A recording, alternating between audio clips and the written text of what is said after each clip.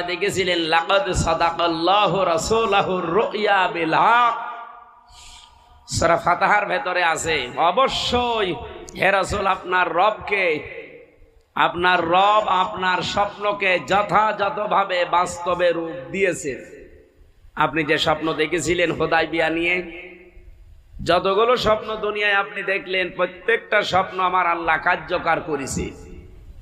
এই সূরা ফাতিহার ভেতরে বিস্তারিত এই স্বপ্নের ব্যাখ্যা আছে। রুইয়া বিল হক, যেমন তেমন ভাবে আপনার স্বপ্ন আমি বাস্তবে রূপ দেইনি, সত্য এবং সততার সাথে হক ভাবে দিয়েছি।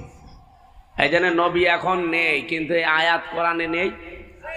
বলেন নবী এখন নেই, কিন্তু আয়াত যেহেতু আছে, আয়াতের তো কার্যকারিতা লাগবে।